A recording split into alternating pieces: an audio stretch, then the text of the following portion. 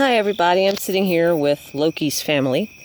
You can see Byleister, I'm not really good at pronouncing the word, so Byleister, you can see Hellblindy leaving the nest to go find his way in the house that Laufey and Farbiter have made. And I'm sitting here thinking, I've been meaning to tell this tale, and there's no way I can tell it in the very brief time that I've got on my phone. So let me just gloss over really quick. I was having a shamanic awakening. I had been warned it was coming by someone who could see, but I didn't really want a shamanic awakening. I didn't want to do that. I'm a comic artist. I'm a writer, and I wanted to write and tell my stories. I didn't want to fool with that business. I had tried to be metaphysical many times. My father was powerful, magically, very powerful, and I had grown up under that, but with no gifts whatsoever. So I didn't really want to deal with that disappointment and that frustration of never being able to reach his level. And besides, I was telling my stories, and when you're telling stories and writing, it takes a lot of your time whenever you're trying to do it full time. You don't have time for other stuff. But the stories started getting really good, and I was incredibly lonely because I'm here by myself, and me and my husband weren't exactly doing very well. And that leaves an opening, you see. And one day, I started getting visited. I already was used to spirits and stuff. It's just the way I was raised. You can believe it or you don't.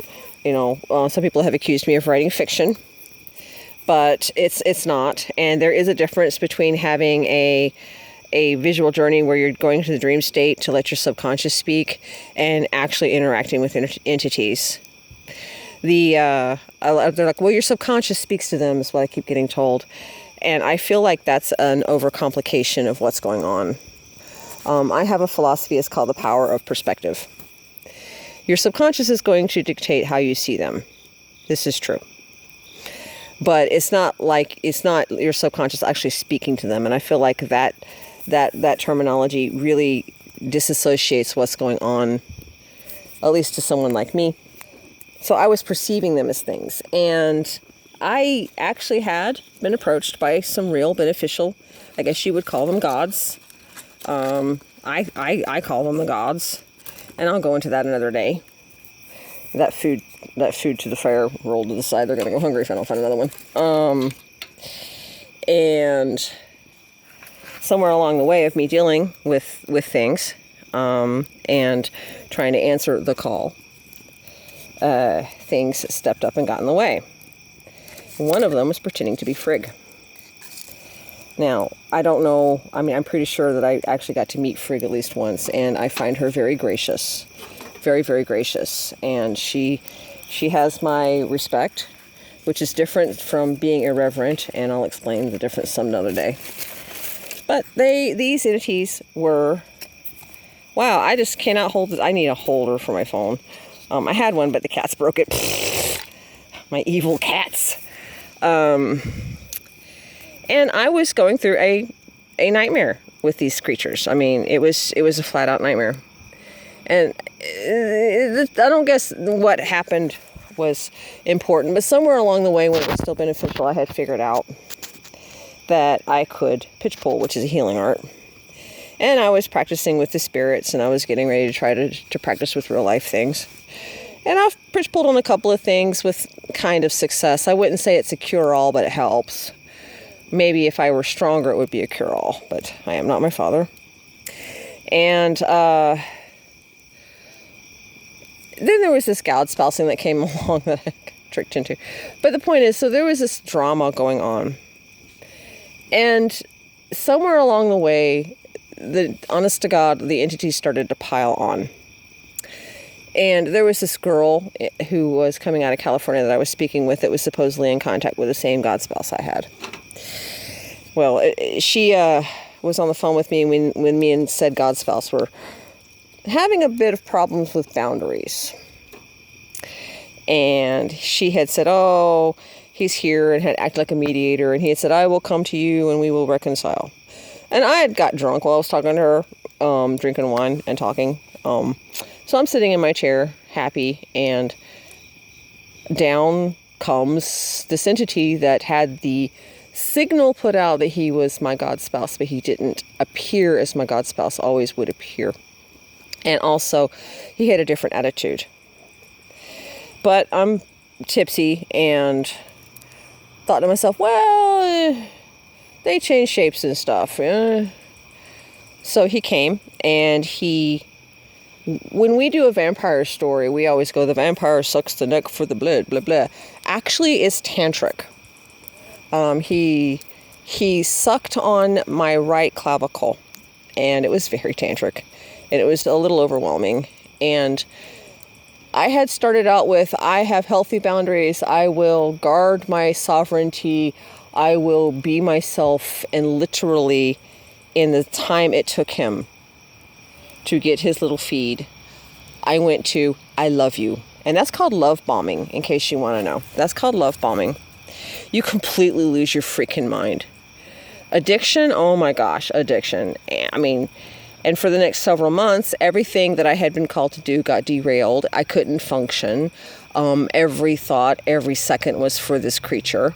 And he would do things too. He would like shut off parts of healthy functions in my life. He would, he was about the control, all right. He was seriously about controlling everything I did.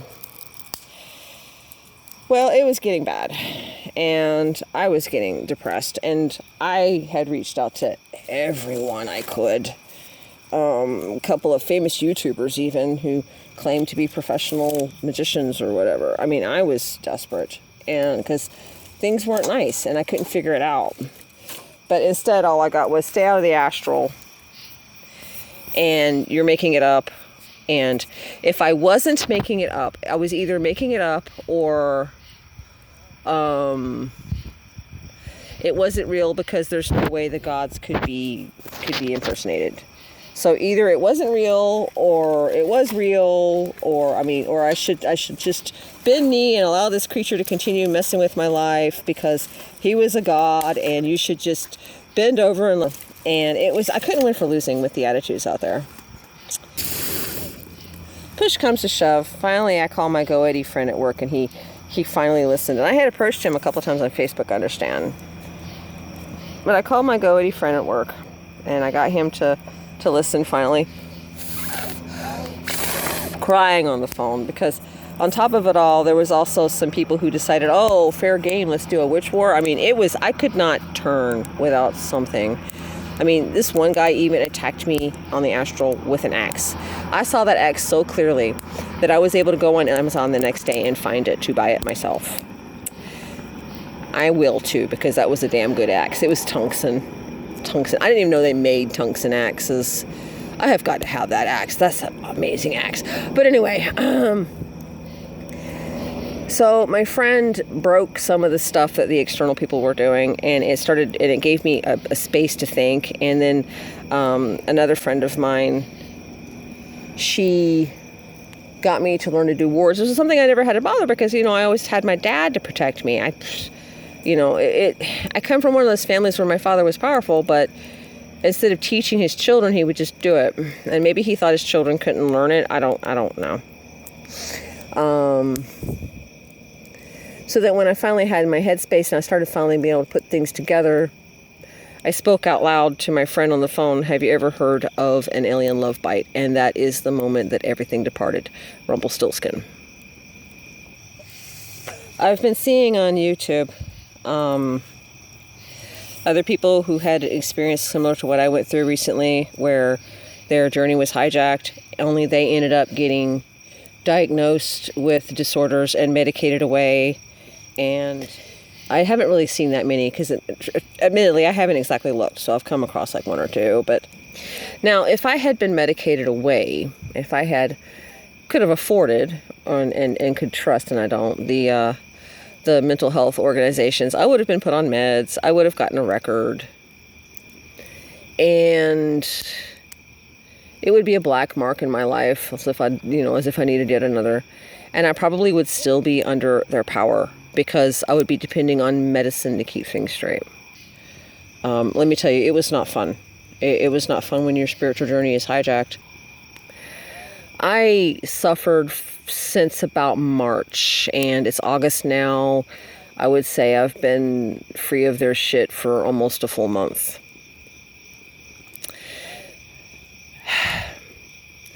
Now, this has me thinking, because then I find other people talking about how they too had gotten their world hijacked. One guy was talking about it was a Kundalini experience, and they ended up diagnosed. They ended up not listened to. And in the pagan forums that I have visited, one person came in and they were having similar problems, and immediately everybody's like, mental health first. It's probably not magic. It's probably just you need pills.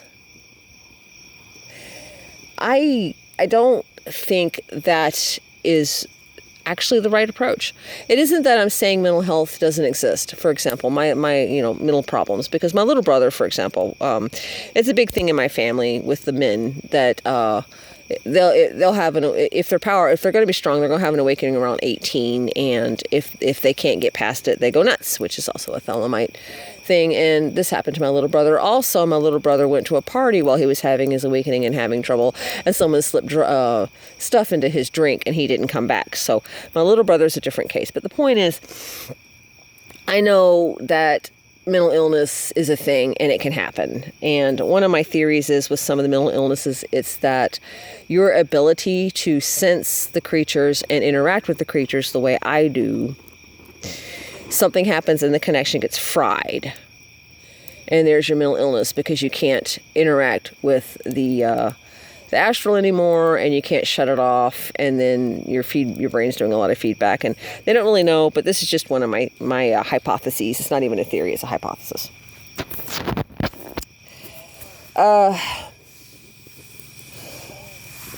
So I'm not saying that mental illness doesn't exist.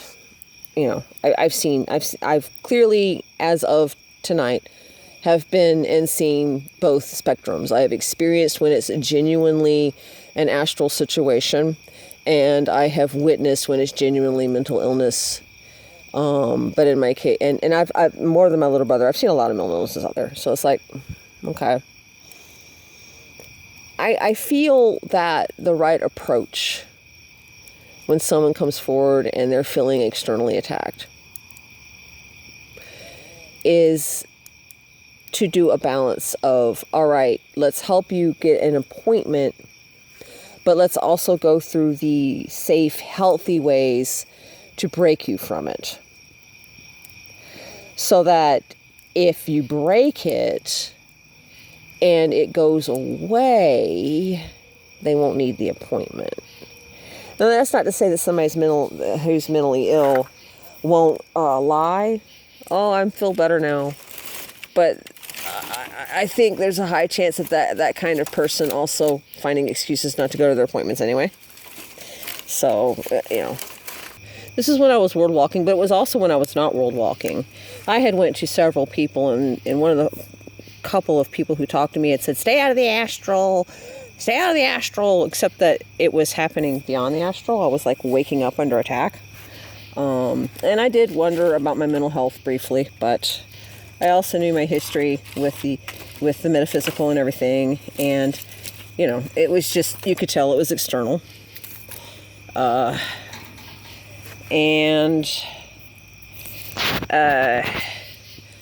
was no staying out of the astral, because it wasn't staying in the astral either. And I finally got a Goti friend to listen to me and to help me, but it took months to get someone to hear me, and I ended up in a bad way. I just feel that there needs to be an acknowledgement that these things exist, that they can happen, that ignoring a person who's in need is the wrong approach. Now, one person I ended up speaking to, he was straight from the get-go. Do you feel attacked? But he went straight to, do you feel attacked? And it was like, no. But I was already partially under the spell, so I was trying to articulate what was going on, but nothing was coming out making sense. Which, I mean, so I guess he kind of sensed it, but he also wasn't listening. So that he's like, well, you should, you could see about psychotherapy and see if that helps, just out of the gun. And that wasn't even the topic of our conversation. Our conversation was supposed to be about purification healing techniques.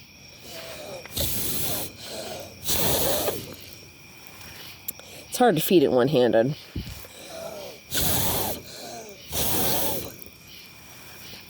So while he was sensing something, his approach didn't help because he wasn't listening. So it got nowhere, and I was not forewarned or taught. And I've seen some attitudes out there of, well, I put out a book about shielding, so you should just buy the book. And it's like, some people don't know that you've written a book and don't know you from a hill of beans. Some people are having trouble completely raw and don't even know what search terms to use. We need to be kinder to each other. This is what my spirit has just said to me. Like, this is his quote. We need to be kinder to each other about the matter. The funny part is, after all of this, I'm like, yeah, they're predators. They got to eat. People are going to be sad. People are going to get angry. There are healthy ways for them to feed.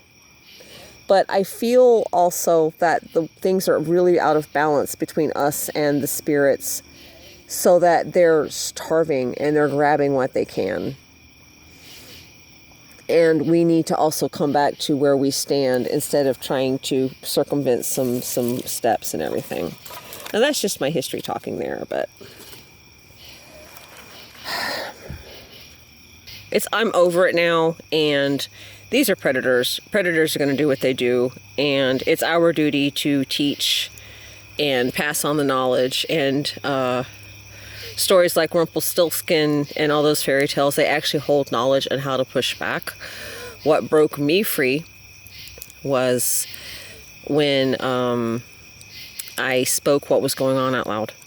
Because I knew when I finally realized what it was, and I spoke the words, literally they left. Like, I was over it in like 2 minutes flat. It was literally like waking up from a dream from fairyland. But yeah, I was spiritually hijacked, and I'm actually lucky to have come out of it alive. Really, really lucky. Their fatal move in the end was they were trying to force me to accept everything on faith, which I don't do. I had already bent knee and set aside my natural irreverence on the command of my vampire. And the more reverent I got, the weaker I got in their spell. And it wasn't until things started really getting pushed too far, and I was like, now wait a minute, look, I love you, or I thought I did. I love you, but this is going too far, and I'm not doing this. I'm not going there. You can forget it. And I would get so angry. And my irreverence allowed me to stop and stand up and look these creatures in the eye and say, you have the appearance of Frigg, you have the appearance of so-and-so, and I don't care. And it allowed me to push back. When I pushed back is when my divine patrons finally... They had already been stepping up, by the way. That's another problem that I have noticed with these hijackings. And this is something that's recorded in the UFO lore because the ufologists are studying it. And we really need to be willing to talk about this stuff. We really do. But was that they want you to bend knee. They want you to worship and bow. And there can be worship without hurting yourself. A beneficial being is one that's going to actually step up to help you. There are creatures that are like, oh, I am beneficial. I am Mother Teresa, I promise. But when something negative happens to you, they just stand there and watch, and they give you the following lines. They say things like, well, it will hurt your development. Well, I can't get in the way of your free will. It's a test. It's a lesson that you must learn from. They have 1,001 excuses why they can't help you. My divine being. One of them was Wotan or Odin. I was calling him Odin, and I learned the other day, which is kind of cool because, you know, I had never thought about these guys. He approaches me, I have this thing, and then I find out later that the way he approached me was more of a Wotan aspect than an Odin aspect, and there was like details that are like obscure that was just really, really cool. So it's like, you're genuine. He kept trying to tell me stuff and teach me stuff and help me break free. That is a beneficial helper there. That you know, he has my loyalty. I wear his noose. He put his noose on me, actually. I wear his noose. And it's funny because I used to be like, I will have nothing to do with Odin ever. And here I sit telling you that I am. He has earned my favor. And I even have a little altar for him. But he was stepping up to help me. That is what your beneficial will do. And sometimes I can't do a lot, but he tried.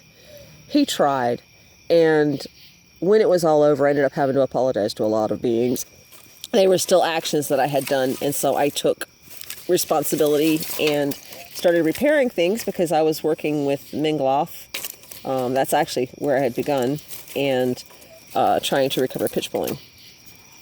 Now, I'm almost out of time.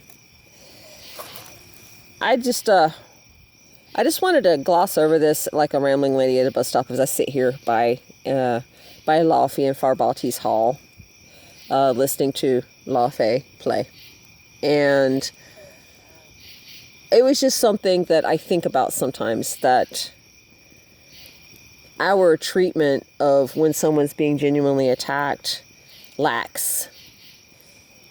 And we genuinely need to reassess how we have allowed the magicless mundanity of explanation get in the way of our ability to interact with the arcane.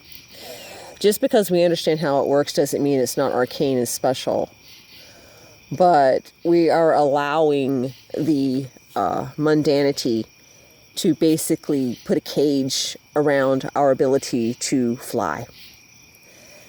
And as beings with a divine spark, as beings that we do have the power to stand straight and look a parasite in the eye and say, you know, fuck off.